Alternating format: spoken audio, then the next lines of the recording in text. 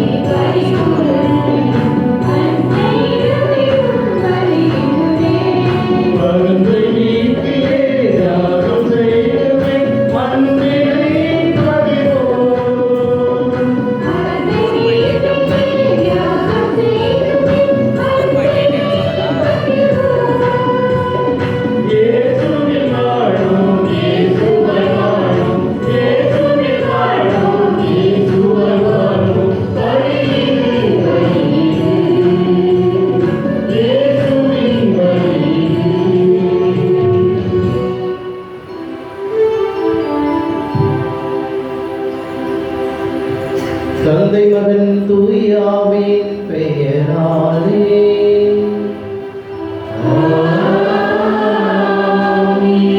நம் ஆண்டவராகிய இயேசு கிறிஸ்துவின் அருளும் கடவுளின் அன்பும் தூய ஆவியாரின் நட்புறவும் உங்கள் அனைவரோடும் இருப்பதாக.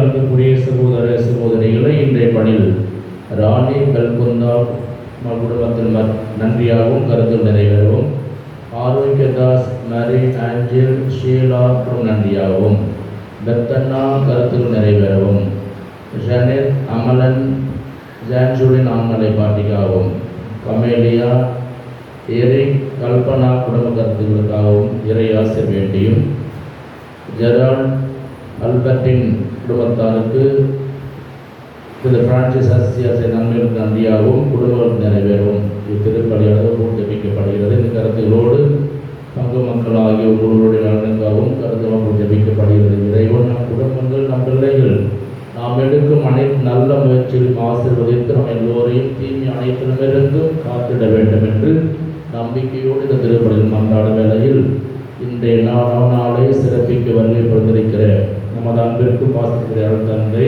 அக்ஸேலியன் செல்வகுமார் அவர்கள் நெல்லித்தோப்பு உதவி பங்கு தந்தையாக நடைபெற்று வருகின்றார்கள். தந்தையுடைய கருத்துக்களுக்காக நலனுக்காகவும் இந்த திருப்பலில் நம்பிக்கையோடு ஜெபிக்க உங்களை அன்போடு அழைக்கின்றோம். மேலும் இந்த நாளை சிறப்பிக்கின்ற புனித செபஸ்தியார் ஆலய இறை மக்கள், திருவள்ளூர் நகர், சூரியகாந்தி நகர் இறை மக்கள் நலன்களுக்காகவும் கருத்துக்களுக்காகவும் இந்த திருப்பலில் நம்பிக்கையோடு மன்றாடி ஜெபிப்போம். சகோதர சகோதரிகளை தூய மறைநிகழ்வுகளை தகுந்த முறையில் கொண்டாட நாம் தகுதி பெறும் பொருட்டு நம் பாவங்களை ஏற்றுக்கொள்வோம்.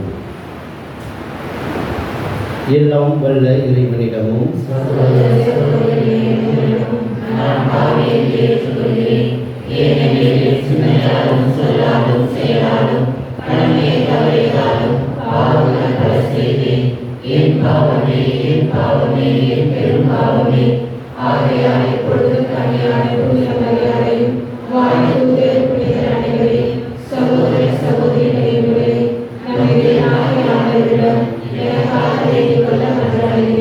எல்லாம் வல்ல இறைவன் நம் மீது இரக்கம் வைத்து நம் பாவங்களை மன்னித்து நம்மை நிலை வாழ்வுக்கு அழைத்து செல்வாராக.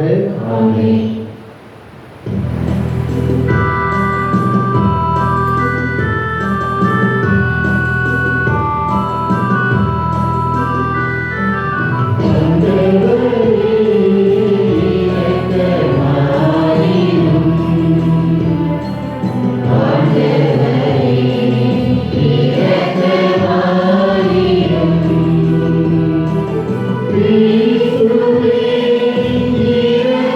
Amen.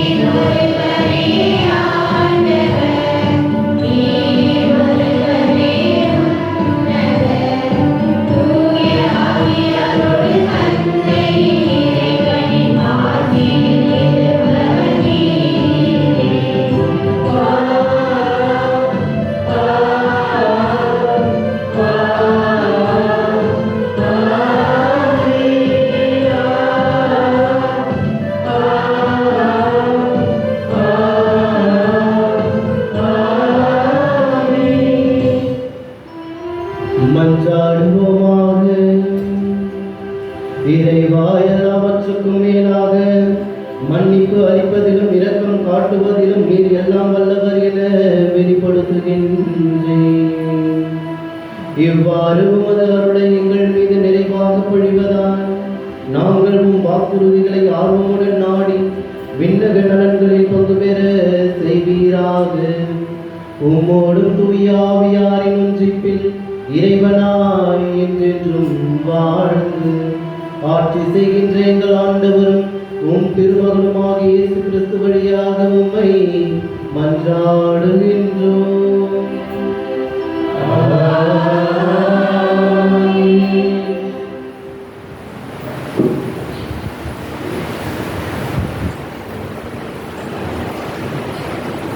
முதல் வாசகம் உள்ளது.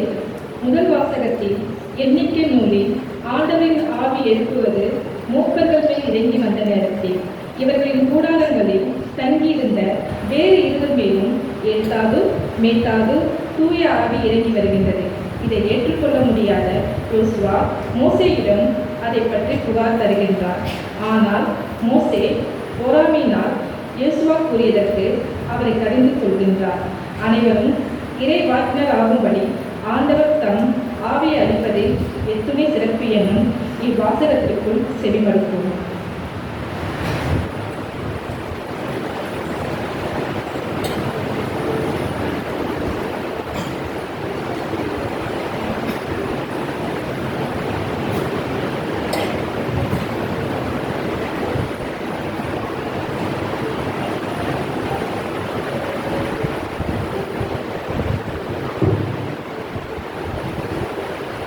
முதல் வாசகம். அனைவருமே இறைவாக்கினராகும்படி ஆண்டவர் அவர்களுக்கு தம் ஆவியை அளிப்பது எத்துணை சிறப்பு. எண்ணிக்கையில் விழுந்த வாசகம். அந்நாட்களில் ஆண்டவர் மேகத்தில் இறங்கி வந்து மோசேயோடு பேசினார். அவரிருந்து ஆவியில் கொஞ்சம் எடுத்து 70 மூப்பருக்கு அளித்தார்.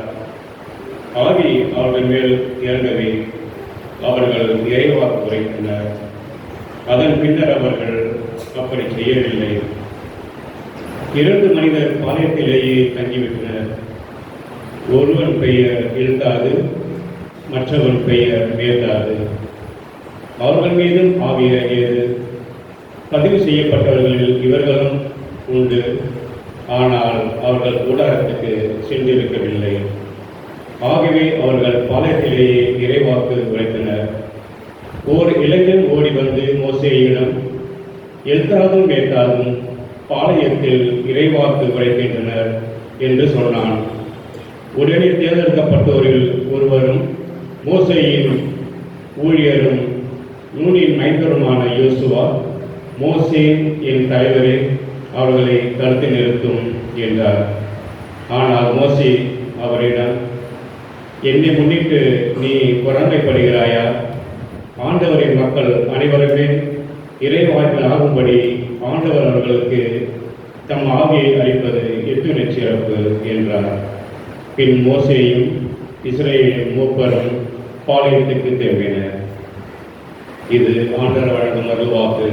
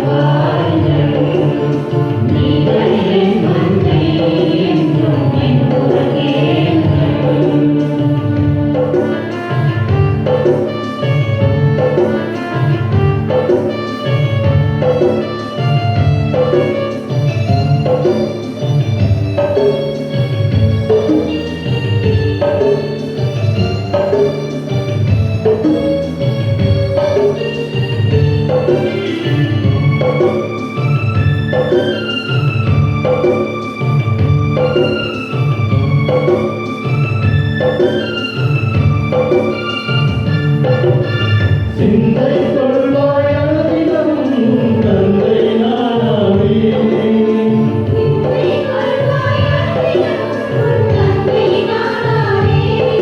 நீ பிறந்தது உன் பெயரை என் கையில் பொறித்தேனே.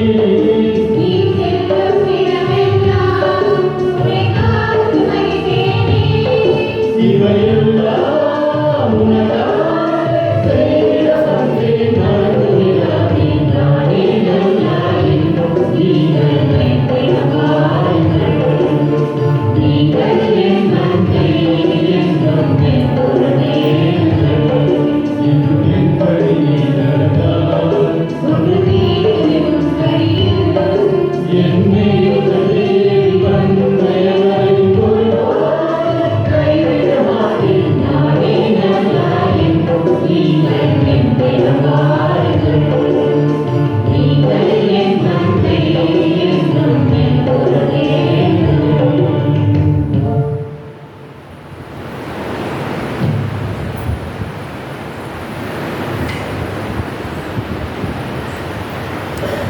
இரண்டாம் வாசகம் முன்னுரை. யாக்கோபின் திருச்சபையில் எளியோர், பணக்காரர், பிளவு அல்லது ஏற்றத்தாழ்வு அதிகமாக இருந்திருக்க வாய்ப்பிருக்கிறது. அவரின் திருமடல் இந்த பிரச்சனையை அதிகமாக பிரதிபலிக்கின்றது. கூடி வரும் சபைகளில் பணக்காரர்களுக்கு முக்கியத்துவம் கொடுக்கப்படுகிறது எனவும் எளியோர் ஒதுக்கி தள்ளப்படுகிறார்கள் என்றும் சொல்லும் யாக்கோபு இன்றைய இரண்டாம் வாசகத்தில் செல்வத்தின் நிலையாமையை பற்றி பேசுகின்றார். இவ்வாசகத்தை கவனமுடன் செவிமடுப்போம்.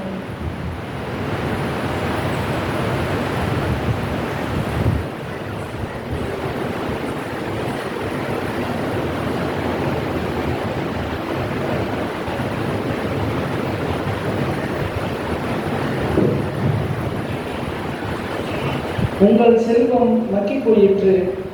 இரண்டாம் வாசகம் திருத்தூதர் யாக்கோபு எழுதிய திருமுகத்திலிருந்து.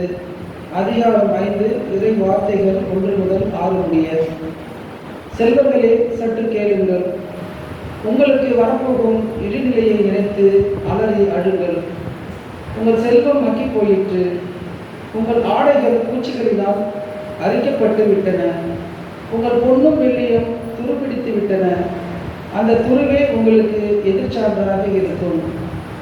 அது நெருப்பு போல உங்கள் சதையை அழித்துவிடும். இந்த இறுதி நாட்களில் செல்வத்தை குவித்து வைத்திருக்கிறீர்களே. உங்கள் வயலில் அறுவடை செய்த வேலையாட்களுக்குரிய கூலியை குவித்துக் கொண்டீர்கள். அது கூக்குரலிடுகிறது.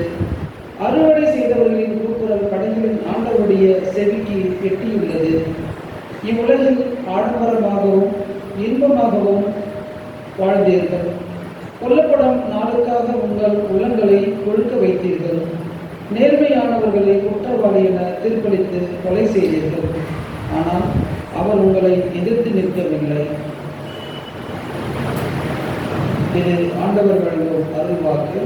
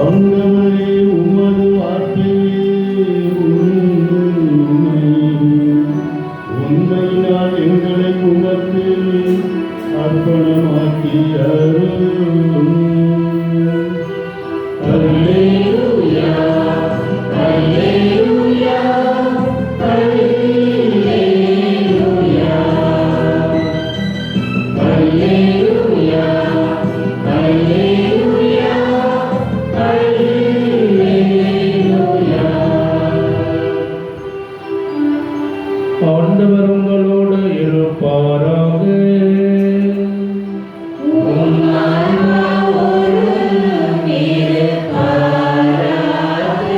மார்க் எழுதிய தூய நற்செய்தியிலிருந்து வாசகம்.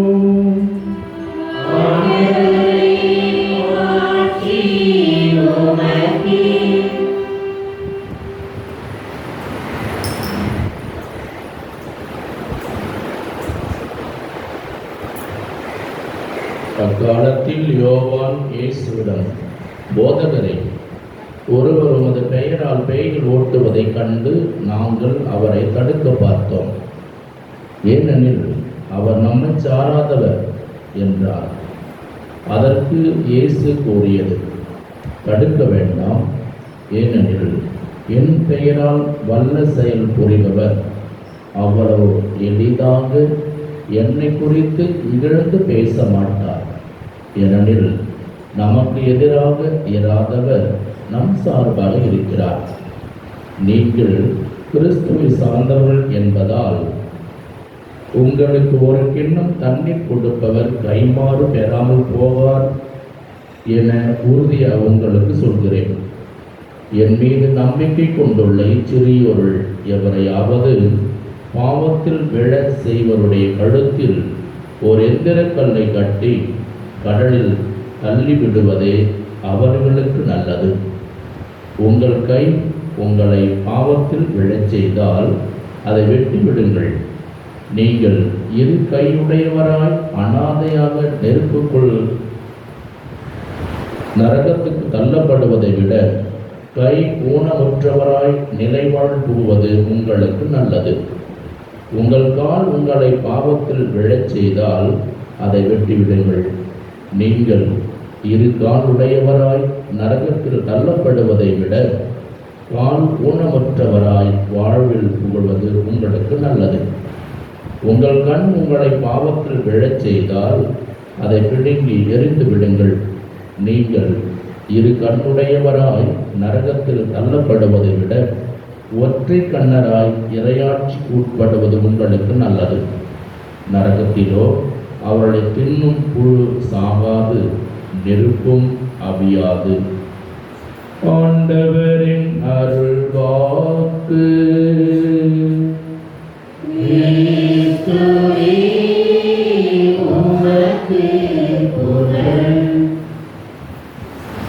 இறையேசுவில் பிரியமான சகோதர சகோதரிகளே, ஆண்டின் பொது காலம் 26வது ஞாயிறை சிறப்பித்துக் கொண்டிருக்கின்ற நாம் இந்நாளில் நமது பங்கின் பாதுகாவலரான புனித பிரான்சிஸ் அசிசியாருடைய நினைவையும் நாம் சேர்த்து கொண்டாடி கொண்டிருக்கின்றோம். அன்பார்ந்தவர்களே, இன்றைய நாளில் நமது திருத்தந்தை பிரான்சிஸ் அவர்கள் புலம்பெயர்ந்தோர் மற்றும் அகதிகள் இவர்களுடைய நலனிற்காக ஜெபிக்க நம்மை அழைப்பு விடுக்கின்றார். எனவே இந்த நாளில் அகதிகள் மற்றும் புலம்பெயர்ந்தோரின் நலனிற்காகவும் உலகில் நிலவுகின்ற போர் பதற்றங்கள் நிலவி அமைதி, சமாதானம், ஒற்றுமை நிலவ வேண்டும் என்பதற்காகவும் இந்த திருப்பலியை நாம் ஜெபிக்க கடமைப்பட்டிருக்கின்றோம். அன்பார்ந்தவர்களே, இன்றைய திருவழிபாட்டு வாசகங்கள் நமக்கு கூறுகின்ற பாடங்கள் என்ன? ஆவிக்குரிய மக்களுடைய இயல்புகளோடு நாம் வாழ்கின்றோமா என்று சிந்தித்து பார்க்க அழைப்பு விடுகின்றது. ஆவிக்குரிய இயல்போடு நாம் இருக்கின்றோமா? அன்பார்ந்தவர்களே, முதல் வாசகத்தை நாம் எடுத்துக்கொண்டோம் என்றால், முதல் வாசகத்தில் கூடாரத்திற்கு வெளியே இருவர் இறைவார்த்தை அறிவிப்பதை கேட்டு யோசுவா அவர்கள் பொங்கி எழுந்து ஆரோனியிடம் மோசேயிடம் வந்து முறையிடுகின்றார். மோசே அவரை கண்டித்து இது போல் சொல்லக்கூடாது என்று அவரை கண்டிக்கின்றார். அன்பார்ந்தவர்களே, இது எதற்காக? இதனுடைய பின்புலத்தை நாம் சற்று சிந்தித்து பார்த்தோம் என்றால், யூதர்களுடைய நம்பிக்கை என்னவென்றால், அந்த ஆண்டவருடைய கூடாரத்தில் தான் கடவுளுடைய ஆவி தங்கியிருக்கும். மாறாக பாளையத்தில் ஆண்டவருடைய ஆவி தங்கியிருக்காது. அது தீட்டுப்பட்ட இடம், தீட்டான இடம் என்று அவருடைய எண்ணமாக இருந்தது. அதனால்தான் அந்த தீட்டுப்பட்ட இடத்தில் எப்படி கடவுளுடைய வார்த்தையை அறிவிக்க முடியும் என்ற ஒரு எண்ணத்தினாலும், அவர்களுக்கு அந்த ஆசிர் எப்படி சென்றடைந்தது என்ற பொறாமையினாலும் அவர்கள் மோசையிடம் வந்து முறையிடுகின்றார். அன்பார்ந்தவர்களே, இதே போலதான் நம்முடைய வாழ்க்கையிலும் கூட பல நேரங்களில் பொறாமை என்ற எண்ணம் மேலோங்கி இருக்கும். பல நேரங்களில் நம்மோடு வாழ்பவர்கள் சற்று உயர்ந்து விட்டாலும் போதும் அவர்களை பார்த்து பொறாமை கொள்வோம். கடவுள் அவர்களுக்கு எப்படி இவ்வளவு ஆசிரியை கொடுத்தார்? அவர்கள் செய்யாத தவறு இல்லை, அவர்கள் பண்ணாத பாவங்கள் இருந்த பொழுதும் கடவுள் எப்படி அவர்களை ஆசீர்வதிக்கலாம் என்று அவர்கள் மீது பொறாமை கொள்ளக்கூடிய மக்களாக வாழ்கின்றோம். பொறாமை என்னும் இருள் இருக்கின்ற இடத்தில் நாம் ஆவிக்குரிய மக்களாக ஒளியாக இருக்க வேண்டும்.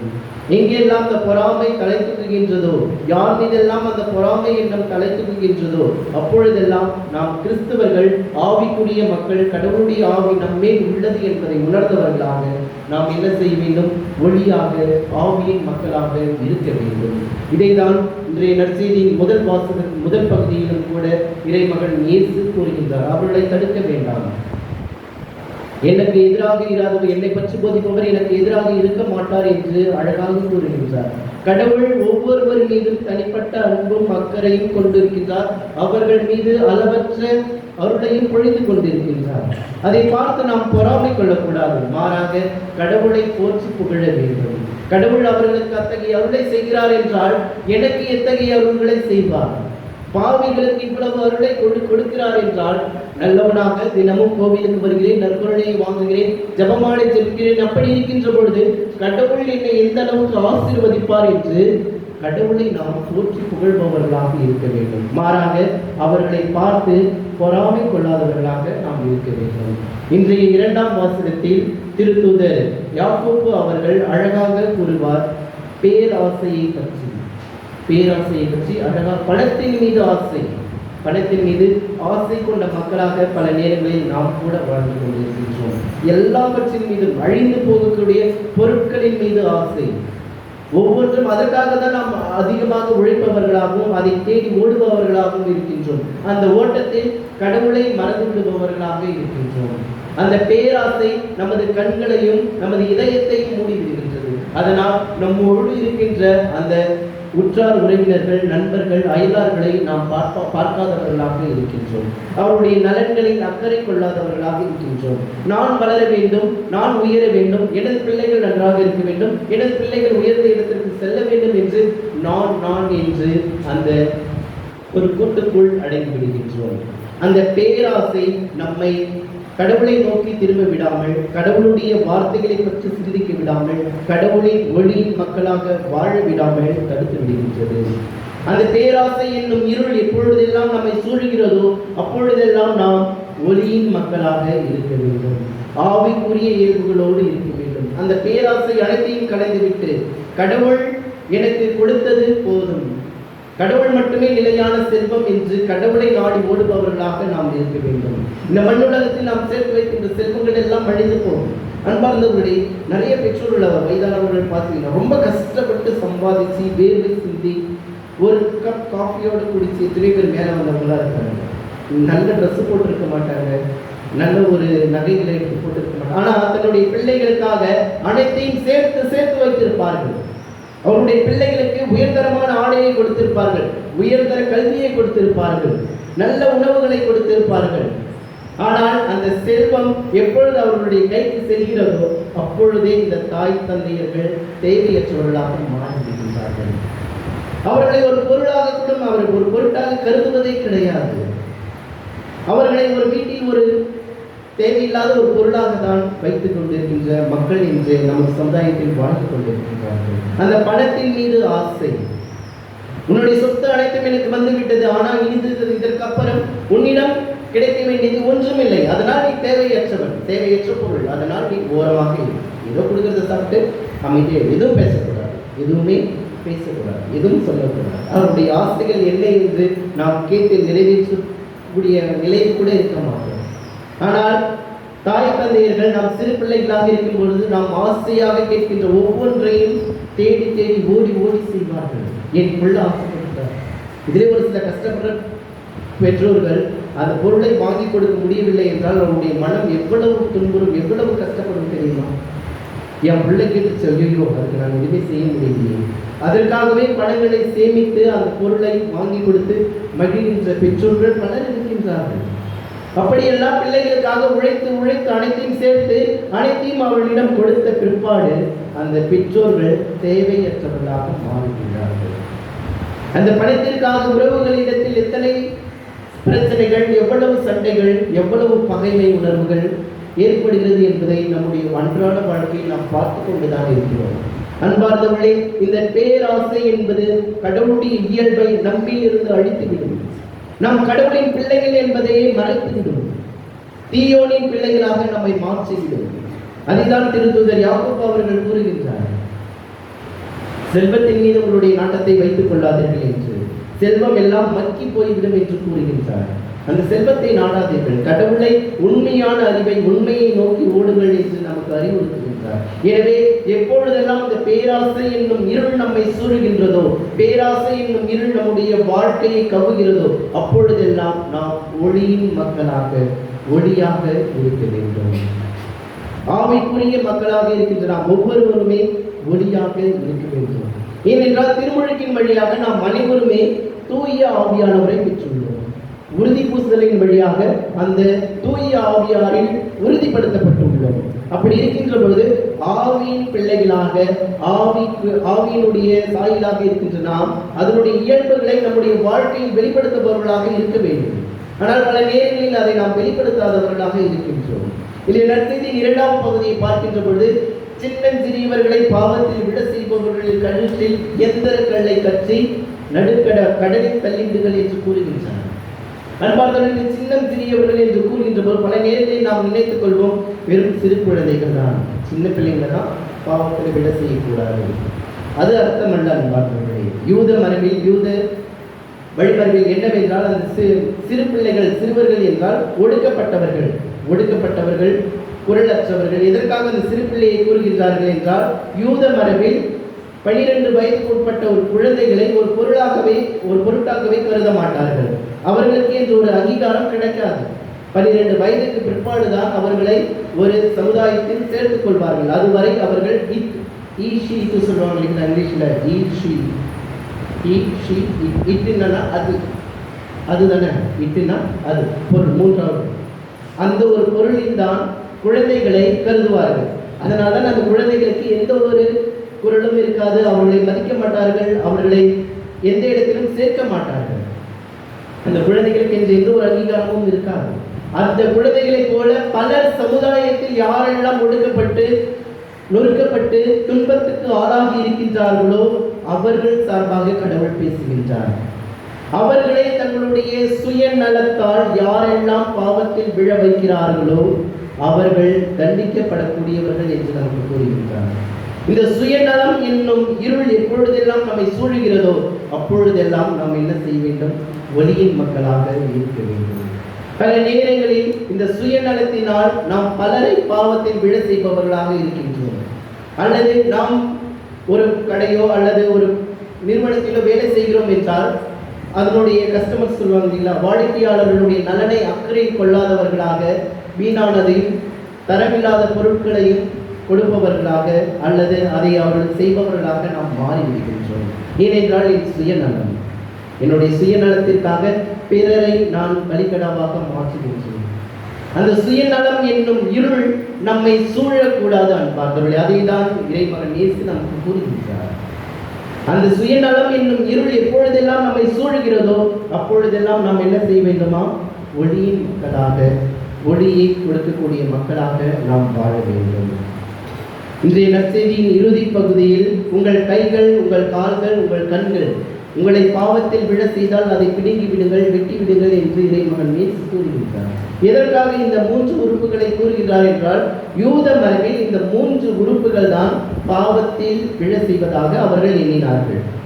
அதனுடைய பின்புலத்தை, அவருடைய படிப்பினையை எடுத்துக்கொண்டு ஆண்டவர் புதிய படிப்பினையை நமக்கு கூறுகின்றார். இந்த 3 பொருட்கள், இந்த உடல் உறுப்புகள் நம்முடைய உடல் இச்சைகளை குறித்து பேசுகின்றது. உடல் இச்சைகளால் நாம் எப்பொழுதெல்லாம் பாவம் செய்து நமது உடலை இருளில் தள்ளுகின்றோமோ அப்பொழுதெல்லாம் நாம் ஒளியின் மக்களாக இருக்க வேண்டும் என்பதை இன்றைய நற்செய்தி வாசகம் நமக்கு கூறுகின்றது. அன்பார்ந்தவர்களே, பல நேரங்களில் நம்முடைய உடல் இச்சைகளால் பல பாவங்களை செய்பவர்களாக இருந்து கொண்டிருக்கின்றோம். போதை வஸ்துக்களுக்கு அடிமையாவது, தவறான செயல்களுக்கு அடிமையாவது, தவறான படங்களுக்கு அடிமையாவது என்று பலவற்றிற்கு நம்முடைய உடலையும் எண்ணத்தையும் மாசுபடுத்தக்கூடியவர்களாக இருக்கின்றோம். நம்முடைய உடல் தூய ஆவியானவருடைய ஆலயம் என்பதை பல நேரங்களில் நாம் மறந்து விடுகின்றோம்.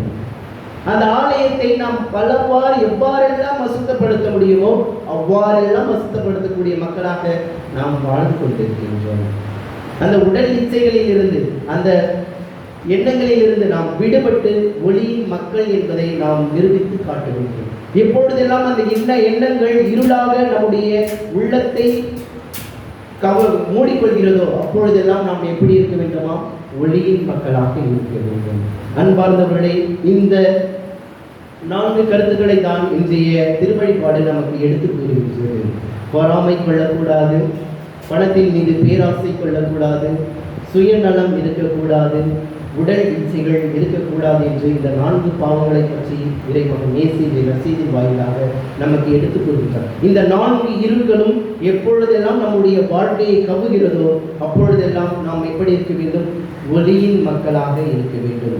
அவர்கள் செய்யாத நான் செஞ்சுட்டேன், அவர்கள் பணத்தை நான் பண்ணிட்டேன் என்று நாம் செய்கின்ற செயல்களுக்கு காரணங்களை தேடாமல் நான் செய்தது தவறுதான் என்று ஏற்றுக்கொண்டு நாம் கடவுளிடம் திரும்பி வரக்கூடிய மக்களாக இருக்க வேண்டும்.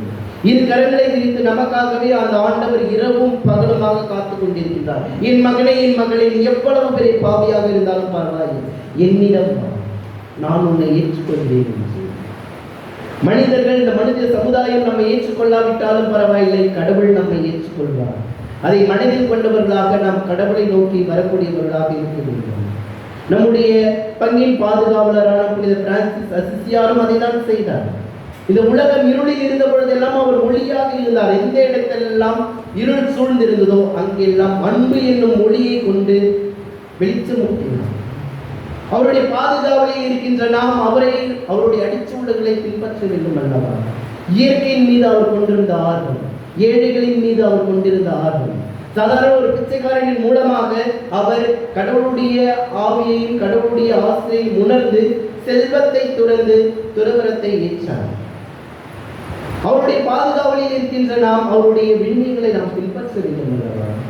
நான் இந்த பங்கை சார்ந்தவன் என்று கூறுகின்ற பொழுது அந்த புனிதரினுடைய இயல்புகள் நம்மில் இருக்கிறதா என்று நாம் சிந்தித்து பார்க்க வேண்டும். எதற்காக ஒரு கோவிலுக்கு ஒரு புனிதர்களை கொடுக்கின்றார்கள் என்றால் அந்த புனிதர்களினுடைய அடிச்சுவட்டில் அந்த மக்கள் வாழ்ந்து கடவுளை சென்றடைய வேண்டும் என்பதுதான். முதலில் நம்முடைய புனிதரை பற்றி நாம் அழகாக தெரிந்து கொண்டு ஆழமாக தெரிந்து கொண்டு அவருடைய அடிச்சுவடுகளை நம்முடைய வாழ்வில் பின்பற்றக்கூடிய மக்களாக இருந்தோம் என்றால் நாமும் இருள் சூழ்ந்த இடத்தில் ஒளியின் மக்களாக இருக்க முடியும். மாயைகள் நிறைந்த இடத்தில் ஆவிக்குரிய இயல்புகளோடு நல்ல மக்களாக நல்ல மனிதர்களாக நம்மால் வாழ முடியும். இதில் மனிதர் கொண்டவர்களாக நாம் ஒவ்வொரு இடத்திலும் தவறிய நேரங்களை நினைத்து பார்ப்போம். அந்த இடங்களை சரி செய்து கொண்டு ஆண்டவரிடம் திரும்பி வர முயற்சி செய்வோம். அன்பார்ந்தவர்களை, பல நேரங்களில் ஒரு ட்ரெஸ் அழுக்காயிடுச்சுன்னா நம்ம என்ன பண்ணுவோம்? தூக்கி போட்டுருவோம். இல்லை, உடனே நம்ம துவைச்சி அந்த ட்ரெஸ்ஸை போட்டுருவோம். அப்படிதான் துவைச்சிட்டு அந்த ட்ரெஸ் துவைத்ததுக்காக அந்த ட்ரெஸ் திருப்பி அழுக்காகாது என்று அர்த்தம் அல்ல. மீண்டும் அந்த ஆடை அழுக்காகும், மீண்டும் நாம் துவைப்போம். அதே போலதான் நாம் மனிதர்கள் தவறு செய்யக்கூடியவர்கள். மீண்டும் மீண்டும் இந்த பாவங்களினால் நாம் தவறு செய்து விட்டாலும் கூட பரவாயில்லை, நாம் உடனடியாக கடவுளை நோக்கி ஓடி வந்து நம்முடைய ஆன்மாவை பாவ சங்கீதனம் என்னும் அருட்சாதனத்தின் வழியாக துவைத்துக் கொள்ள வேண்டும். ஒவ்வொரு முறையும் அந்த அருட்சாதனத்தின் வழியாக நம்முடைய உள்ளங்கள் தூய்மையாக்கப்படுகின்ற பொழுது நாம் ஆவிக்குரிய இயல்புகளோடு இருப்போம், கடவுளோடு நெருங்கியவர்களாக இருப்போம், கடவுளுடைய பிரசன்னத்தில் வாழ்கின்ற மக்களாக ஒவ்வொரு நாளும் வாழ்ந்து கொண்டிருப்போம். அன்பார்ந்தவர்களே, பலருக்கு வீட்டிலிருந்து இந்த கோயிலை பார்த்தோம்னா தெரியாது.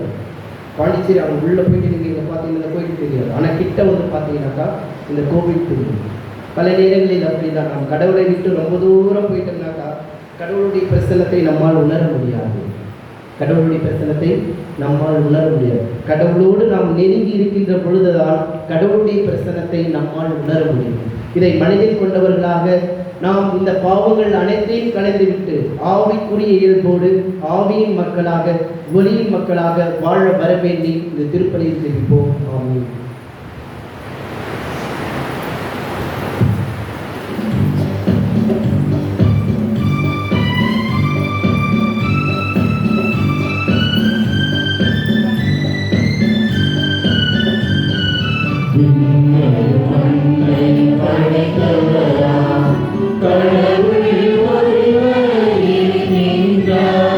தந்தை மகன் தூய ஆவியார் ஒன்றாய்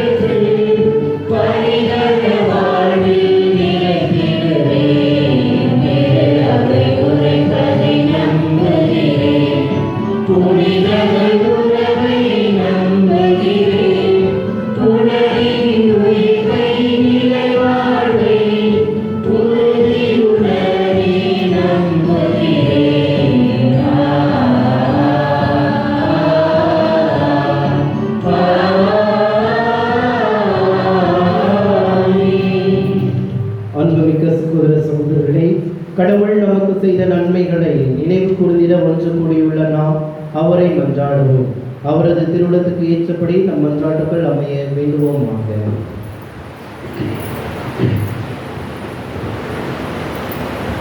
நம்பிக்கையாளர்களின் மன்றாட்டுகள். திருச்சபையாக அருட்கொடைகள் எல்லோரும் பகிர்ந்து கொடுக்கும் இறைவா, நம் திருத்தந்தை, ஆயர்கள், அருட்பணியாளர்கள், அருள் சகோதரிகள், இறை மக்களாகிய நாங்கள் அனைவரும் பரந்த மனப்பான்மையுடன் அடுத்தவர்கள் நம்மை சாதாவர்கள் என்று பார்ப்பதை விடுவித்து அவர் தம் சார்பாக இருக்கிறார் என்ற நிலையை உணர்ந்து நல்லதை சொல்லவும் செய்யவும் வேண்டிய பரந்த மனப்பான்மையை தர வேண்டும் என்று இறைவா மன்றாடுகிறேன். நம் குடும்பங்களுக்காக எங்கும் நீங்காமல் நிலைத்திருக்கும் இறைவா, இன்று நாங்கள் காணும் நிதி நெருக்கடி, பொருளாதார ஏற்ற தாழ்மைகள் காரணங்களை பார்த்தால் இன்று நமக்கு உடனடியாக தேவையான இருப்பது நம் ஆற்றலை மற்றவர்களிடம் பகிர்ந்து கொள்ள முன்வருவது தான். அப்படி பகிர்ந்து கொள்வது தம் ஆற்றலை அதிகரிக்கிறது என்பதை உணர்ந்து செயல்பட தர வேண்டிய இறைவா மன்றாடுகிறோம்.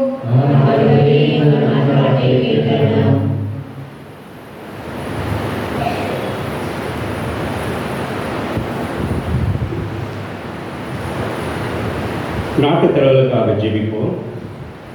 ஆள்பார்த்து செயல்படாத அன்பு இறைவா, இயேசுவை சார்ந்த சீடர்கள் ஒரு கிண்ணம் தண்ணீருக்கு கூட மற்றவர்களை சார்ந்து நிற்க அழைக்கப்படுகின்றனர். தங்களின் பசி மற்றும் தாகம் தீர்க்க மற்றவர்களின் உடனிருப்பு அவர்களுக்கு அதிகம் தேவை. இன்று நான் என்னை மட்டுமே சார்ந்து நிற்கும் முயற்சியில் இருக்கின்ற எம் தலைவர்கள் அடுத்திருப்பவரின் நலன்களில் கவனம் செலுத்த அவர்கள் மனமாற இறைவா உண்மை மன்றாடுகின்றோம். சமுதாயத்துக்காக ஜெபிப்போம். நன்மைக்கு நாயகனே இறைவா, நம்மிடம் இல்லாத ஒன்று மற்றவர்கள் இருக்கும்போது அந்த குறையை பெரிதாக்கி நம்மையே நாம் தாழ்வாக மதிப்பிடும் பொறாமை எண்ணம் குணம் மறைத்து பொருள் குணம், செயல், பண்பு, கொடை, நட்பு இவை எமக்கு கிடைக்காமல் மற்றவருக்கு கிடைக்கும்போது அல்லது எமக்கு கிடைத்தாலும் மற்றவருக்கும் கிடைக்கும்போது எம்மில் எழுகின்ற பொறாமை எம்மிடமிருந்து ஒழிந்து ஒரு நல்ல குணமாகி சகிப்புத்தன்மை எம்மில் வளர இறைவா உண்மை மன்றாடுகிறோம். நம்முடைய தனிப்பட்ட தேவைகளுக்காக சிறிது நேரம் மௌனமாக செலுத்துவோம். வாழ்வின் முழுமையே இறைவா, இன்றைய நவநாளை சிறப்பிக்கின்ற திருவள்ளூர் நகர் புனித செபஸ்தியர் ஆலய பகுதி இறைமக்கள் அனைவரையும் சிறப்பாக ஆசீர்வதியும். இவர்கள் அனைவரும் புனித பிரான்சிஸ் அசிசியாரின் பாதையில் எளிமையின் உரிமை கண்டு வாழ்வில் வளங்களை பரப்பெற்று உயர்நிலை அடைந்து உமது அன்பின் சாட்சிகளாக வாழ வரம் வேண்டி இறைவா உண்மை மன்றாடுகிறோம்.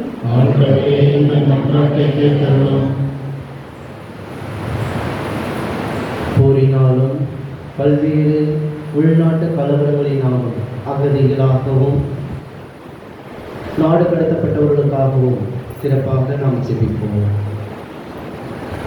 நமது உலகில் நிலவுகின்ற அந்த போர் பதற்றங்கள் நீங்கி அமைதி சமாதானத்தோடு ஒவ்வொரு நாளும் வாழவும் வளரவும் வேண்டி ஜெபிப்போம். நம்முடைய பங்கின் வளர்ச்சிக்காகவும் பங்கு தந்தையின் கருத்துக்களுக்காகவும் ஜெபிப்போம்.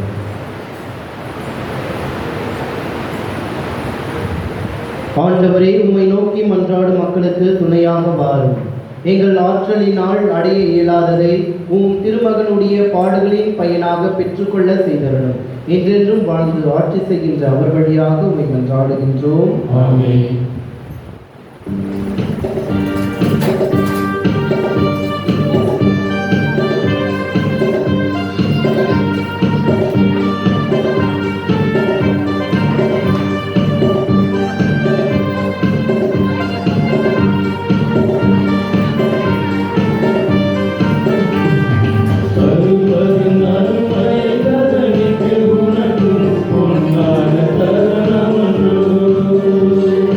Hari hari hari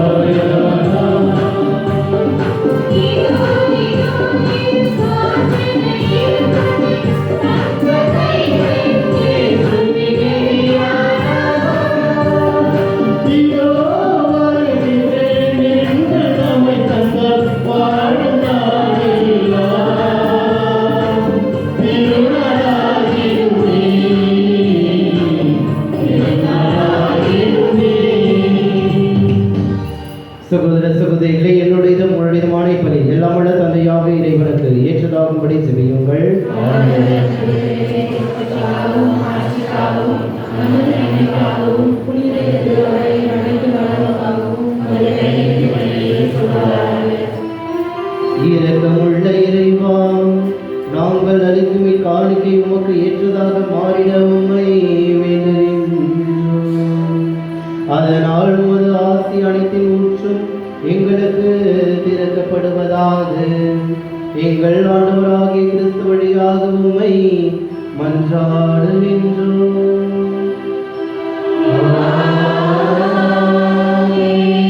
ஆண்டவர் உங்களோடு இருப்பாராக.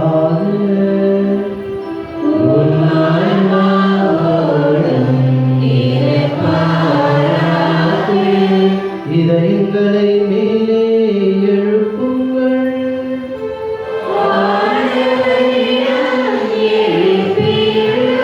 நம் இறைவனாகிய ஆண்டவருக்கு நன்றி கூறுவோம்.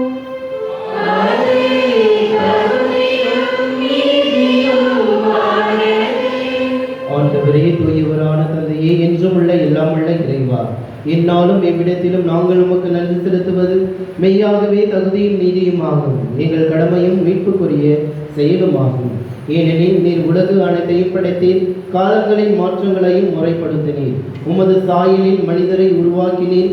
இவ்வுலகின் வியத்தகு பொருட்களை எல்லாவற்றையும் அவர்களுக்கு பணிய வைத்தீர். இவ்வாறு அவர்கள் உமது படைப்புகள் அனைத்தின் மீதும் பதிலாளிகளாக ஆட்சி செலுத்தவும் செயல்களின் மேன்மையை கண்டு உம்மை இடையராது புகழ்ந்தேற்றவும் எங்கள் ஆண்டவராகிய கிறிஸ்து வழியாக செய்தருளினீர். ஆகவே நாங்களும் வானதூதர் அனைவரோடும் சேர்ந்து உம்மை புகழ்ந்தேத்தி அக்களித்து கொண்டாடி ஆர்ப்பரித்து பாடுவதாவது: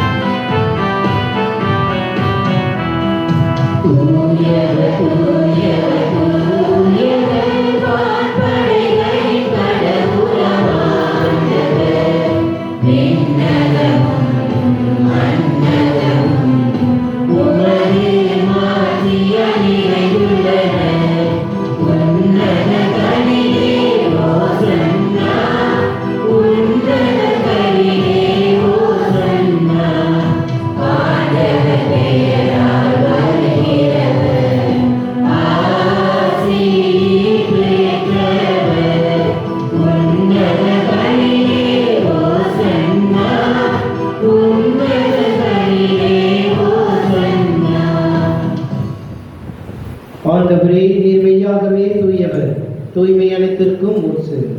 ஆகவே உம்முடைய ஆவியை பொழிந்து இக்காணிக்கைகளை தூய்மைப்படுத்த வேண்டுகின்றோம். இவ்வாறு எங்கள் ஆண்டவர் இயேசு கிறிஸ்துவின் உடலும் இரத்தமுமாக எங்களுக்கு இவை மாறுபடமாக. அவர் பாடுபட உடல் கணிந்து தம்மை கையளித்த போது அப்பத்தை எடுத்து நன்றி செலுத்தி அதை பிட்டு தம் சீடர்களுக்கு அளித்து அவர் கூறியதாவது: அனைவரும் இதிலிருந்து பெற்று உண்ணுங்கள், ஏனெனில் இது உங்களுக்காக கையளிக்கப்படும் என் உடல்.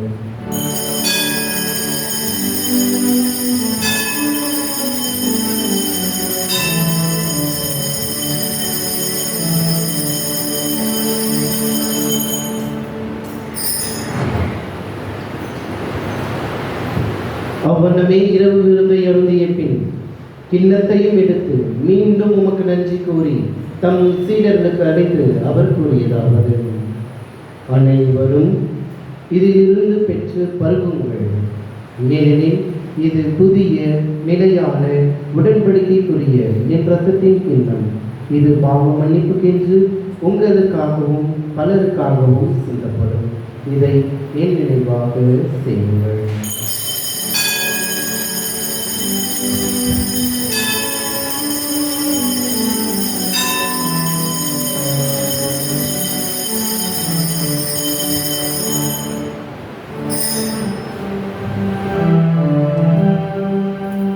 நம்பிக்கையின் மறைபொருள்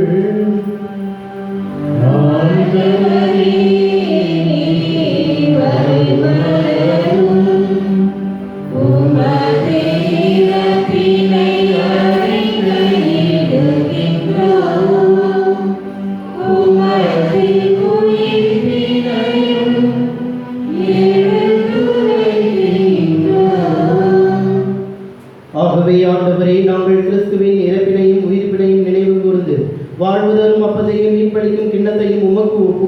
தகுதியற்றோம். உம் திருமுன் நின்று உமக்கு ஊழியம் புரிய தகுந்தவர்கள் என எங்களை ஏற்றுக்கொண்டீர். எனவே உமக்கு நன்றி செலுத்துகின்றோம். மேலும் கிறிஸ்துவின் உடலிலும் இரத்தத்திலும் பங்கு கொள்ளும் எங்களை தூய ஆவியார் ஒன்று சேர்க்க வேண்டும் என உம்மை தாழ்மையுடன் மன்றாடுகின்றோம். ஆண்டவரே, உலகெங்கும் பரவி இருக்கும் திரு அவையை நினைவு கூர்ந்தருளும். எங்கள் திருத்தந்தை பிரான்சிஸ், எங்கள் பேராயர் பிரான்சிஸ் கலிஸ், எல்லா திருநிலையர் ஆகிய அனைவரோடும் திரு அவை அன்பில் நிறைவு பெற செய்தருளும். மேலும் உயிர்த்தெழும் எதிர்கொள்ளும் உயிர் கொள்ளும் எங்கள் சகோதரர் சகோதரிகளையும் இன்றைய படையில் நினைவு கூறப்படுகின்ற அனைத்து ஆன்மாக்களையும் நினைவு கூர்ந்து திருமுக ஒளியினுள் ஏற்றருளும். எங்கள் அனைவர் மீதும் இரக்கமாயிரும். கடவுளின் கன்னித்தாயான புனித மரியா, புனித சூசையப்பர், புனித திருத்தூதர்கள், எங்களூரின் பாதுகாவலர் புனித பிரான்சிஸ் அசிசியார் மற்றும் இவ்வுலகில் உமக்கு உகந்தவராய் இருந்தோர் ஆகிய புனிதர் அனைவருடனும் நாங்கள் நிலைவாழ் பங்கு கொள்ளும் தகுதி பெற்று உம் திருமகன் கிறிஸ்து வழியாக உம்மை புகழ்ந்தெழுத்தும் வரல உம்மை மன்றாடுகின்றோம்.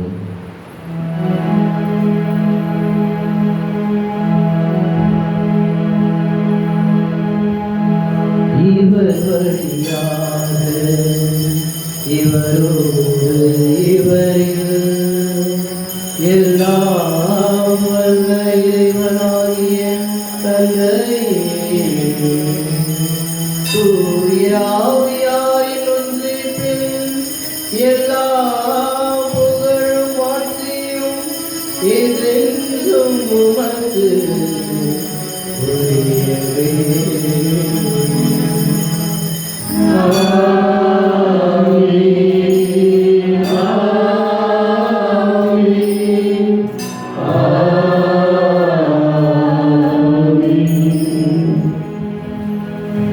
மீட்பரின் கட்டளையால் கற்பிக்கப்பட்டு இறைப்படிப்படியால் பயிற்சி பெற்று நாம் துணிந்து பாடுவோம்.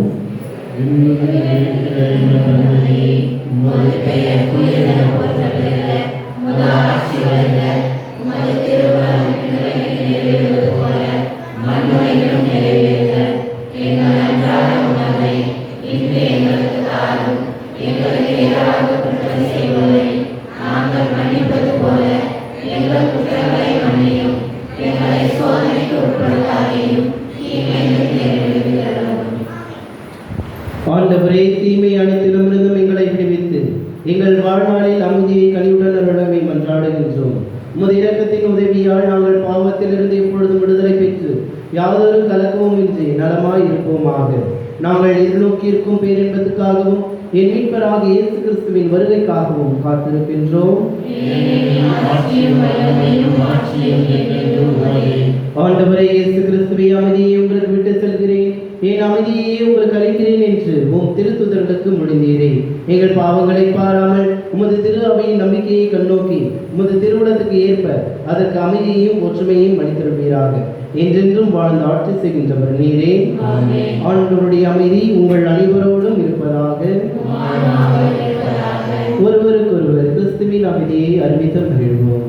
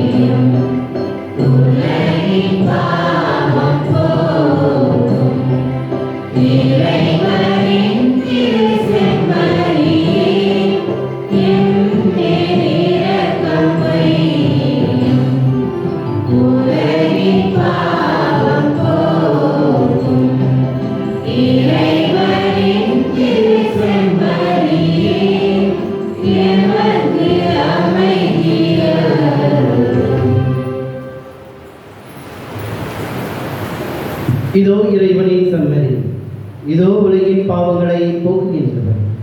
இந்த செம்மறியின் விருதுக்கு அழைக்க பெற்ற நாம் அனைவருமே பேறு பெற்றவர்கள்.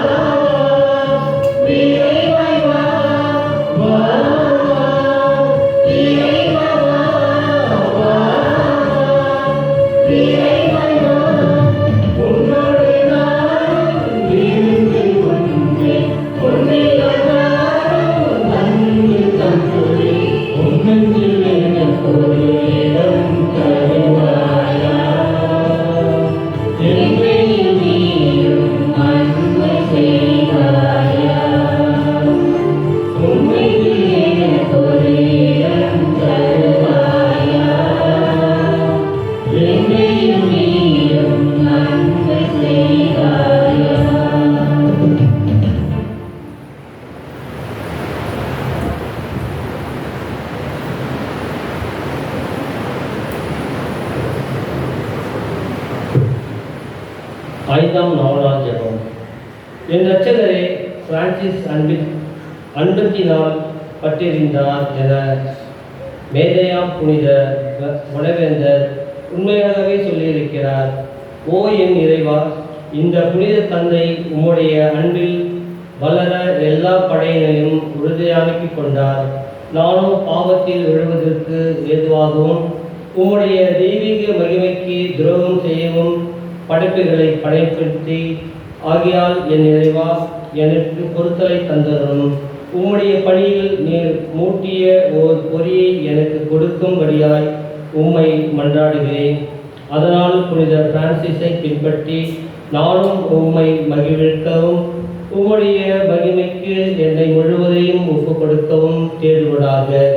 இறைவனை அன்பு செய்ய இவ்வளவு அதிகமாய் நிறுத்தப்பட்ட அன்பின் தூதனே, நான் மன்றாடி கேட்க உதவி எனக்கு கிடைக்க பரிந்துரை தரலும். இனி நான் இறைவனுக்கு துரோகம் செய்வது ஒன்றுக்காகவே பயப்படவனாக, அவருடைய நேசத்திற்காக ஊழியம் செய்வதிலும் துன்பப்படுவதிலும் நான் ஆறுதல் அடையும் கலையை கற்பேனாக. படிப்பினைகளின் மூலமாக என் சிந்தனையையும் சித்தத்தையும் அன்புமயமாக்கி அருளும். ஆமீன். பரலோகத்தில் இருக்கிற எங்கள் பிதாவே, உம்முடைய நாமம் ரட்சிக்கப்படுவதாக, உம்முடைய ராஜ்யம் வருக, உம்முடைய சித்தம் பரலோகத்தில் செய்யப்படுவது போல உலகத்திலும் செய்யப்படுவதாக.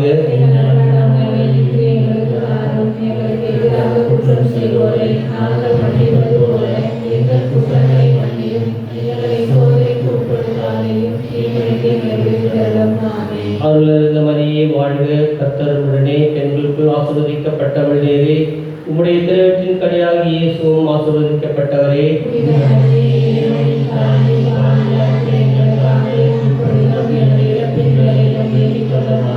பிதாவுக்கும் சுதனுக்கும் பரிசுத்த ஆவிக்கும் மகிமை உண்டாவதாக.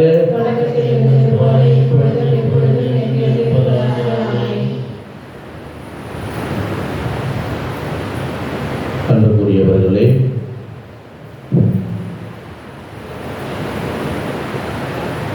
இருள் சூழ்ந்த இடத்தில் ஒளியாக வாழ்ந்திட என்ற புனித பிரான்சிஸ் அசிசியாருடைய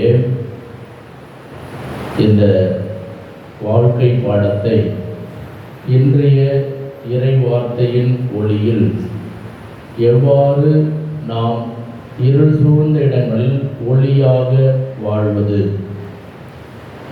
ஒளியாக வாழ்வதற்கு தடையாக இருப்பது என்ன, அந்த தடைகளை நாம் தகர்த்தெறிகின்ற பொழுது நாம் ஒளி நிறைந்த மக்களாக வாழ்வோம் என்பதை மிக ஆழமாக இறைவார்த்தையின் ஒளியில் நமக்கு புரியும்படியாக எடுத்துரைத்த ஓராண்டு இன்னும் நிறைவு செய்யாத நிலையில், குருவாக திருநிலைப்படுத்தப்பட்டு ஓராண்டு நிறைவு செய்யாத நிலையில் இவ்வளவு ஒரு சிறப்பாக மிக அழகாக தெளிவாக இந்த தலைப்போல் மிக பொருந்துகின்ற விதமாக இந்த இறைவார்த்தையை நாம் அனைவரும் புரிந்து கொள்ளும் விதமாகவும் இந்த இறைவார்த்தையின் ஒளியில் நாம் தொடர்ந்து வாழ்வதற்கான வழிகளையும் நமக்கு எடுத்து சொல்லி இன்றைய நாளில் இந்த திருப்பலியை தலைமையேற்று இறைவனுடைய ஆசிரியரை நமக்கு பெற்றுக் கொடுத்ததோடு இறைவார்த்தையின் ஒளியில் இருள் சூழ்ந்த தருணங்களில் நாம் எவ்வாறு ஒளியாக இந்த சமூகத்திற்கு, நம் குடும்பத்திற்கு, வாழும் சமூகத்திற்கு, பணிபுரியும் தளங்களில் எவ்வாறெல்லாம் ஒளியாக இருக்க முடியும் என்பதை மிக அழகாக தத்துரூபமாக எடுத்து கூறிய நமது அன்பிற்கும் பாசத்திற்கும் உரிய அருள் தந்தை அக்ஸிலியம் செல்வகுமார் நெல்லித்தோப்பூருடைய உதவி தந்தையாக பணிபுரிந்து வருகிறார்கள். நமது அழைப்பினை ஏற்று இங்கு வருகை புரிந்து இந்த நாளிலே இந்த நவநாளை சிறப்பித்து கொடுத்த அவருக்கு உங்கள் ஒவ்வொரு பெயராலும் என் பெயராலும் நன்றிகளையும் வாழ்த்துகளையும், இன்னும் சிறப்பாக நேர்த்தியாக ஆண்டோடைய வார்த்தையை அறிவிக்கக்கூடிய ஆற்றலை இவருக்கு இறைவன் இன்னும் நிறைத்து கொடுக்கும்படியாக நாம் இவருக்கு அவர் ஜெபிப்போம், இவருக்கு ஆசி கூறுவோம்.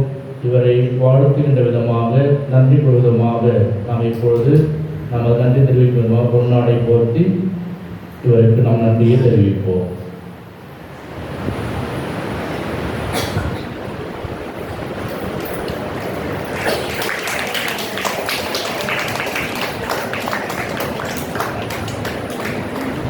அன்புக்குரியவர்களை இந்த நாளை சிறப்பித்து கொடுத்து கொண்டிருப்பவர்கள் இந்த செபஸ்தியார் ஆலய இறை மக்கள் மற்றும் திருவள்ளூர் நகர் சூரியன் நகர் இறை மக்கள் ஆலயிலும் சரி, இப்பொழுதும் இங்கு வருகை புரிந்து இந்த நாளை நமக்கு சிறப்பாக நடத்தி கொடுத்து கொண்டிருக்கிறார்கள். அனைத்து இறை மக்களுக்கும் இதனை முன்னின்று வழிநடத்துகின்ற அனைத்து ஊர் முக்கியஸ்தருக்கும் நம்ம நன்றிகளையும் வாழ்த்துகளையும் கூறிக்கொள்வதில் மகிழ்ச்சி அடைகின்றோம்.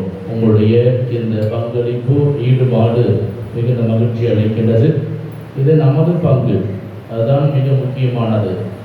எனக்கு தெரிஞ்சு இங்கே தான் ஒரு கிளை கிராமத்துக்கு ஒரு பங்கு நம்மால் தராங்க எனக்கு தெரிஞ்சு. ஏனென்றால் ஒரு கிளை கிராமத்திலிருந்து ஒரு பெரிய மெயின் பங்கிற்கு ஒரு நாளை ஒதுக்கியிருக்கிறார்கள் என்பது மிகவும் ஒரு முக்கியத்துவம் வாய்ந்தது. ஆனால் எந்த அளவுக்கு இதில் ஈடுபாட்டோடு பங்கேற்கிறது என்பது தெரியவில்லை. இருந்தாலும் வருகை புரிந்திருக்கின்ற இந்த நவநாளை நமக்கு உரியது என்பதை உணர்ந்து நமது பங்கு இந்த பங்கினுடைய பாதுகாப்பு தான் இருக்கிறேன் என்பதை நீங்கள் வெளிப்படுத்தியிருக்கிறீர்கள். எனவே இந்த நாளில் இங்கு வருகை புரிந்து புனித செபஸ்தியாருடைய பாதுகாப்பில் இருக்கிற இறை மக்களாக நீங்கள் புனித அசிஸ்தியாருடைய இந்த நவநாள் திருப்பலியில் பங்கேற்று ஜெபித்து இந்த நாளை சிறப்பித்து கொடுத்திருக்கிறீர்கள். எனவே உங்கள் ஒவ்வொருவருக்கும் மன நன்றிகளையும் வாழ்த்துக்களையும் தெரிவித்துக் கொள்கின்றேன். இதனுடைய உண்மையான கனகணத்தை புரிந்து கொள்ள வேண்டும். நமக்கு இது ஒரு வாய்ப்பு கொடுக்கப்பட்டிருக்கிறது என்றால் இந்த நாளை சிறப்பிக்கின்ற ஒரு பெரிய அரிய வாய்ப்பு. இந்த நாளை சிறப்பிப்பது நம் கடமை என்பதை உணர்ந்து வரலாற்றில் செயல்படுமாறு உங்களை அன்போடு கேட்டுக்கொள்கின்றேன். நாளை தினத்தை சிறப்பிக்கின்றவர்கள் மரியாயின் சேனை மற்றும் அவுகா சின்னத்தம்பி வீதி 3 மற்றும் 4ஆம் குறுக்கு தெரு, அம்பேத்கர் வீதி, புனித அன்னை தெரேசா அன்பேதி வாழ்கின்ற இறை மக்கள் அனைவரும் சிறப்பித்து கொடுக்குமாறு அன்போடு கேட்டுக்கொள்கின்றோம்.